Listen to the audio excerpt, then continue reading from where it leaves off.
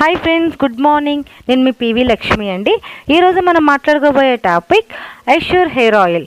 Assure hair ఆయిల్లో ఉన్న ingredients arnica మరియు టీటీ ట్రీ ఆయిల్ కలయికతో తయారైనది.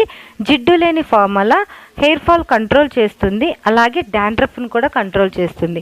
మరి ఈ హెయిర్ ఆయిల్ వాడే విధానం, రెగ్యులర్గా మనం ప్రతి హెయిర్ ఆయిల్ ఎలా వాడతామో సేమ్ థింగ్ ఇది కూడా అంతేనండి. వీక్లీ ట్వైస్ అండ్ 3 టైమ్స్ అలాగూ మీరు హెడ్కి లైట్గా మసాజ్ చేసుకొని మార్నింగ్ హెడ్ బాత్ చేసేసేయండి. మనము హెడ్కి ఆయిల్ పెట్టుకొని బయటికి వెళ్ళడం ద్వారా పొల్యూషన్ నుంచి బాగా అబ్జర్వ్ చేసుకుంటుంది మన హెడ్.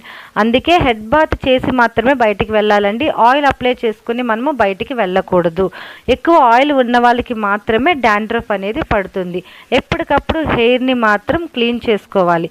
మన వైజాగ్ పొల్యూషన్ ప్రకారం ప్రతిరోజు మన హెడ్కి హెడ్ బాత్ చేయవలసిందే. ఎందుకు అంటే ఇక్కడ సీ వాటర్ అనేది మనకి దగ్గరలో ఉంది. ఓకేనా ఫ్రెండ్స్?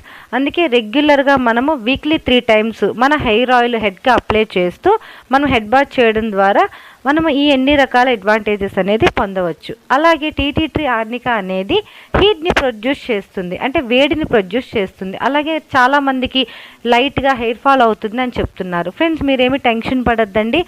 ఎవరికైతే ఆయిల్ యూజ్ చేస్తున్నారో వాళ్ళ బాడీ కూడా ఓవర్గా హీట్ ఉందనుకోండి, ఆ హీట్ ఈ హీట్ కలిపి హీట్ ప్రొడ్యూస్ ఎక్కువ జరిగి హెయిర్ ఫాల్ అనేది అవుతుంది. అలాంటి టైంలో మీరు ఎలాగ సజెషన్ ఇవ్వాలి అంటే, మనం ఇచ్చే హెయిర్ ఆయిల్లో 2 ఎలోవెరా క్యాప్షన్స్ ఓపెన్ చేసి ఆ పౌడర్ వేయండి. అలాగే 4 ఆమ్లా క్యాప్షన్స్ ఓపెన్ చేసి ఆ పౌడర్ వేయండి. ఓకే, స్పెర్లో ఉన్న 2 క్యాప్షన్స్ ఓపెన్ చేసి ఆ పౌడర్ వేయండి. కంప్లీట్గా అది మిక్స్ చేసుకొని వీక్లీ 3 టైమ్స్ మనము స్కాల్ప్కి అప్లై చేసి మసాజ్ చేసుకోవడం ద్వారా మనకి హెడేక్ తగ్గుతుంది, హెయిర్ ఫాల్ కంట్రోల్ అవుతుంది, డాండ్రఫ్ కంట్రోల్ అవుతుంది, మాడు చల్లబడుతుంది, టెన్షన్స్ నుంచి ఫ్రీ అవుతారు, హెయిర్ నల్లగా ఒత్తుగా పెరుగుతుంది. ఓకేనా ఫ్రెండ్స్? మొత్తం ఈ అన్ని రకాల అడ్వాంటేజెస్ కూడా మన ఎష్యూర్ హెయిర్ ఆయిల్లో ఉన్నాయి. ఓకేనా friends? Thank you very much.